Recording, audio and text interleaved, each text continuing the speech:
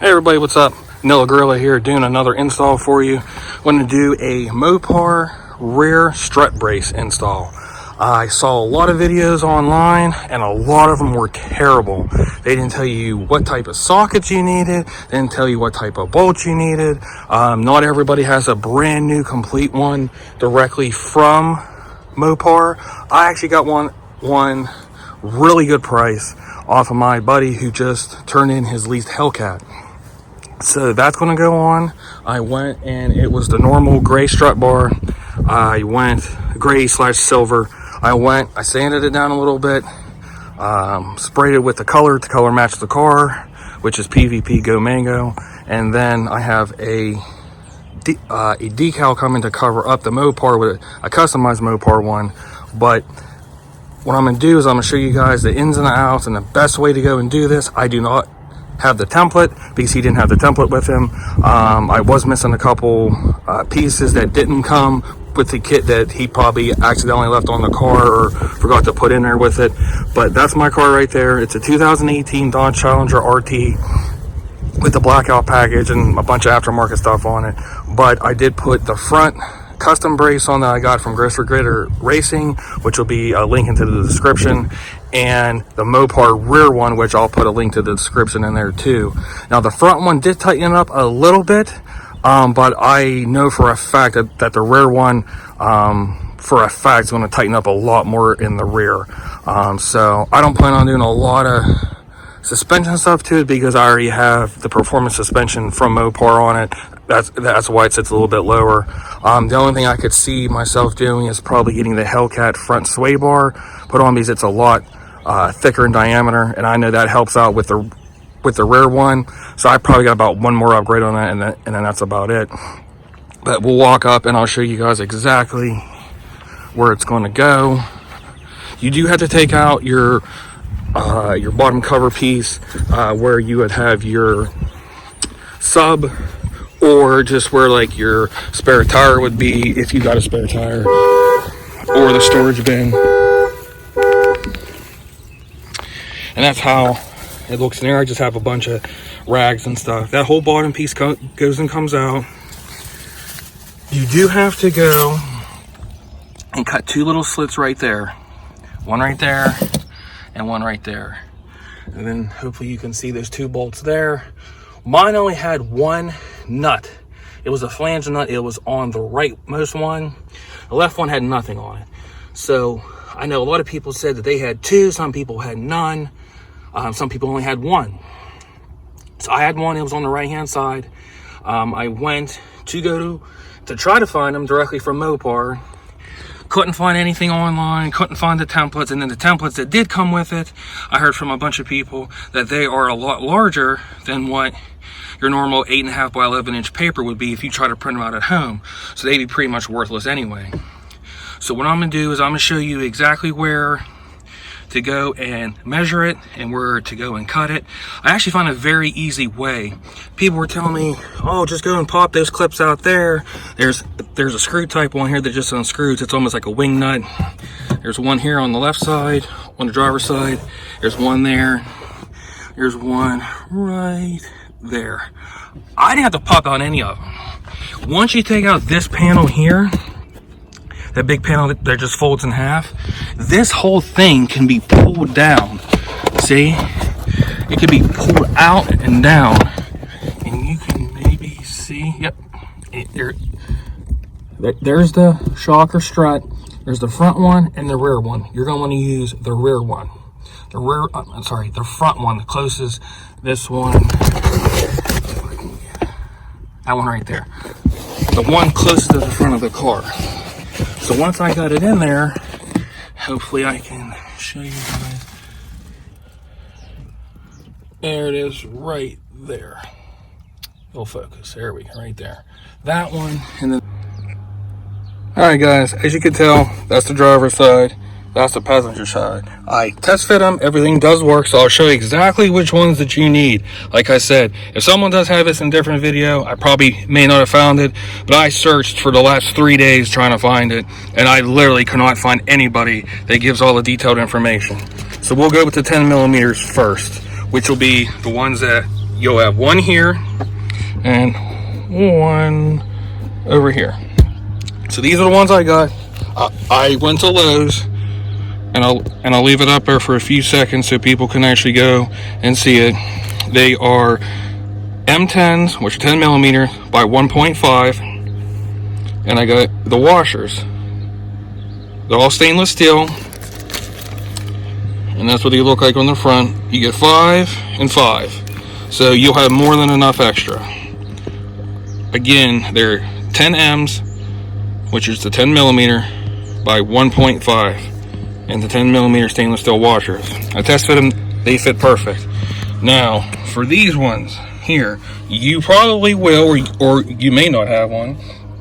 The stock flanged nut.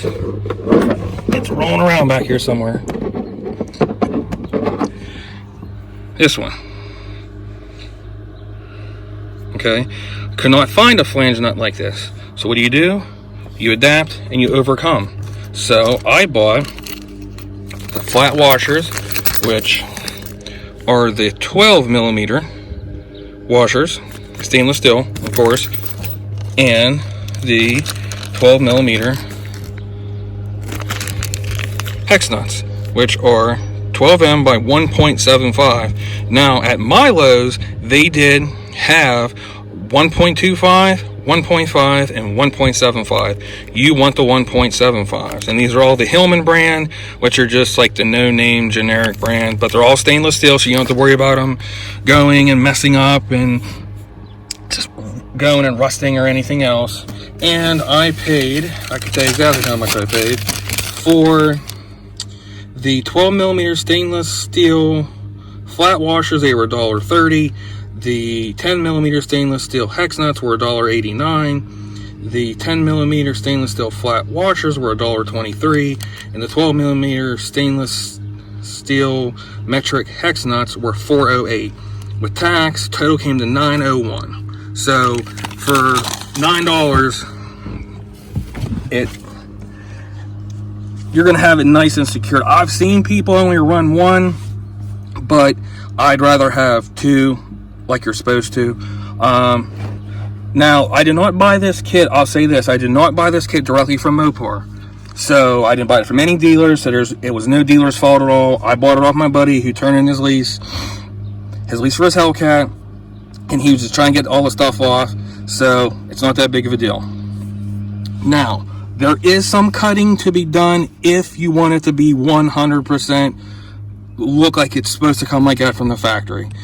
You're supposed to be able to cut that and that to make it fit. I'm not that worried about it. Even if it sits up like that, it's not hurting my feelings, because it comes all that bottom piece comes all the way up into here. I probably will have to trim this if I really want to, but something else is going to be in the works back here. I don't want to destroy that brand new factory piece. Like I said, it's a 2018. I'm probably just going to go ahead and remove that. And what I'm going to do is I'm probably just going to do a custom piece of plywood back here, like normal, good, not OSB, actually plywood. Put it back here, and just so I can go shopping and other stuff, I guess, once the whole pandemic thing is over. But what I'm going to do after that is I'm going to actually go and do a custom sub enclosure back here with this bar, which I wasn't planning on getting, but I got it for $200, and it's like $450 brand new. So I got a heck of a deal on it, and it definitely adds a lot to the suspension. I'm going to do a custom sub enclosure right where I'm sitting here, where the giant foam piece is, which serves no purpose anyway.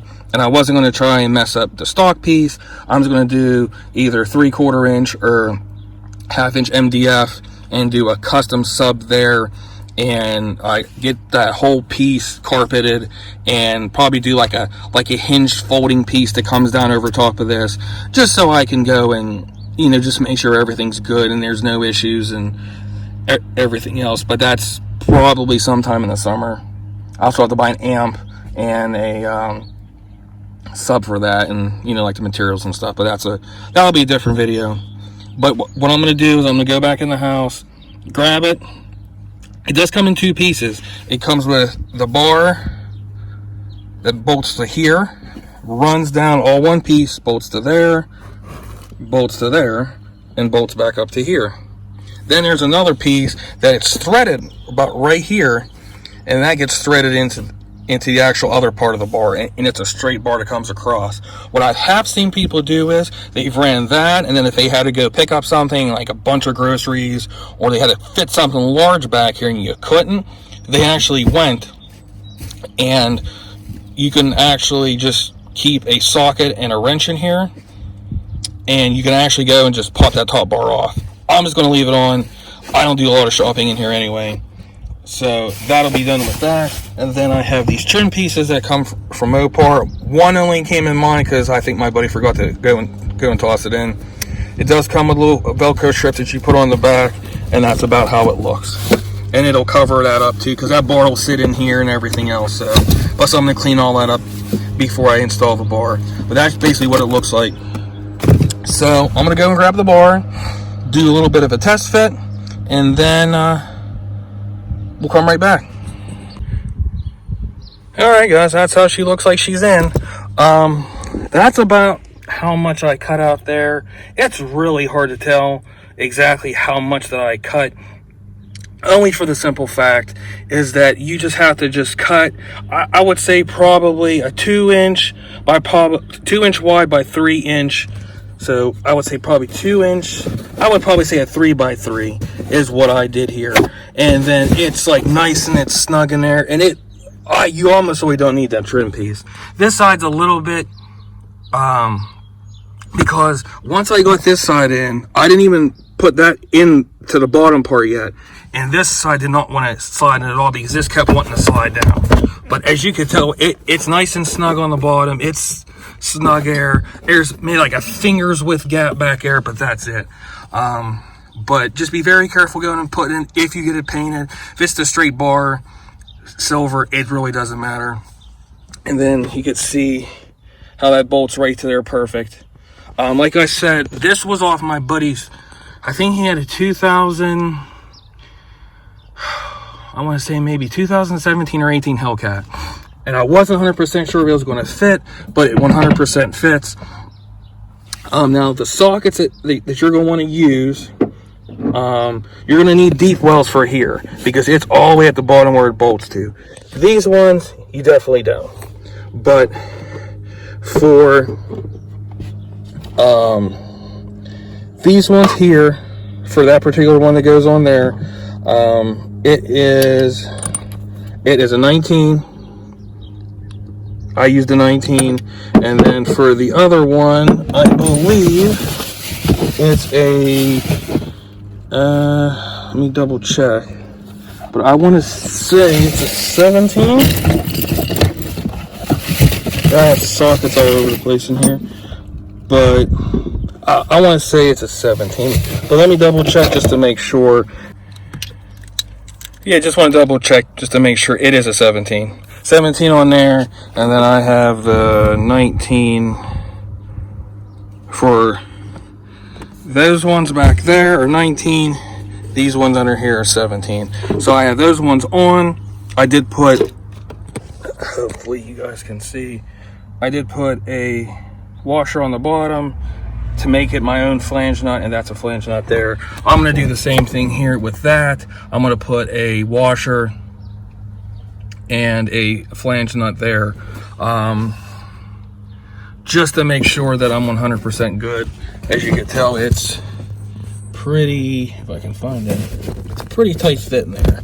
So I'm probably gonna have to push it in like that and go in and tighten them up. But I'm gonna go and tighten that up, show you guys what it looks like without the crossbar, and then I'll go put the crossbar in.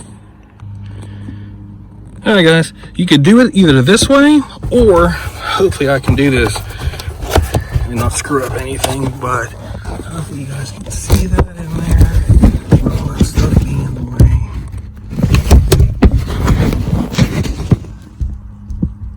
How to find it?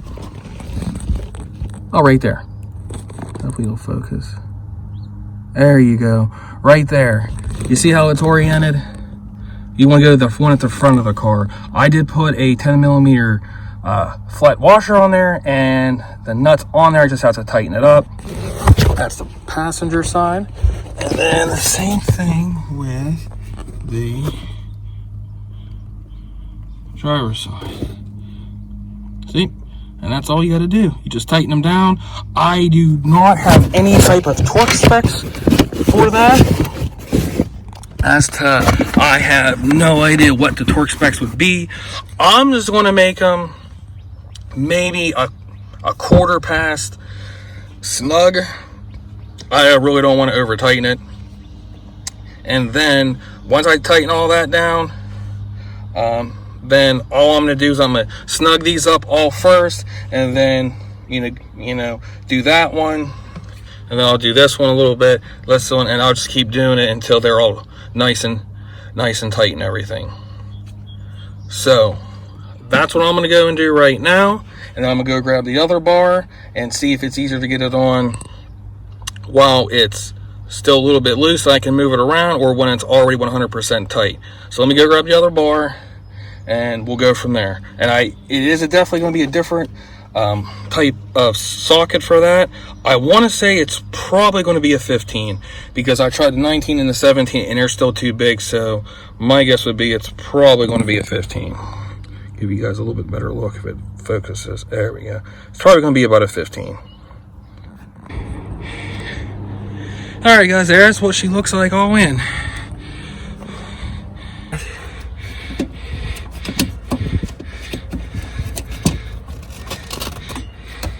That'll go there. I had to buy one more to go there because it didn't come in there.